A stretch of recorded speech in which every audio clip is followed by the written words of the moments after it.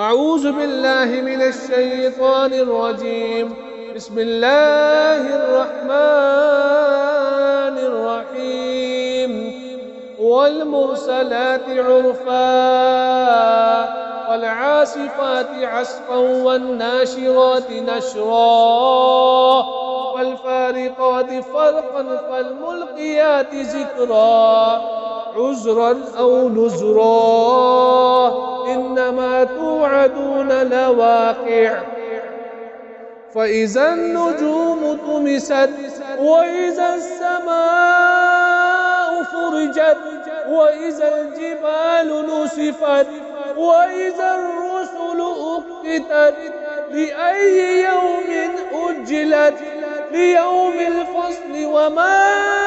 أدراك ما يوم الفصل ويل يومئذ للمكذبين ألم نهلك الأولين ثم نتبعهم الآخرين كذلك نفعل بالمجرمين ويل يومئذ للمكذبين ألم نخلقكم من ماء مهين وجعلناه في قرار مكين إلى قدر معلوم فقدرنا ونعم القادرون ويل يومئذ للمكذبين ألم نجعل الأرض كفاتا أحياء وأمواتا وجعلنا فيها رواسي شامخات وأسقيناكم ماء فراتا وإن يومئذ للمكذبين انطلقوا إلى ما كنتم به تكذبون انطلقوا إلى ظل ذي 3 شعب لا ظليل ولا يغني من اللهب إنها ترمي بشرر كالقصر كأنه جمالة صفر ويل يومئذ للمكذبين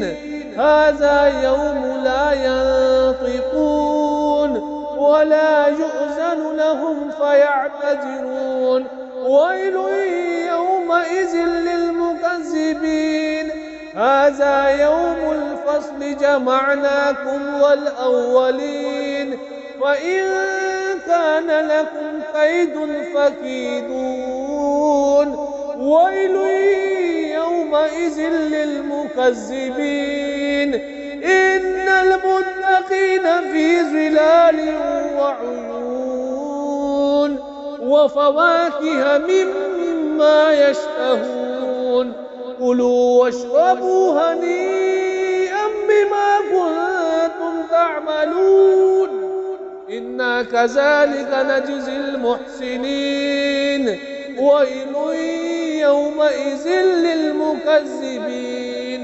كلوا وتمتعوا قليلا إنكم مجرمون ويل يومئذ للمكذبين وإذا قيل لهم اركعوا لا يركعون ويل يومئذ للمكذبين فبأي حديث بعده يؤمنون.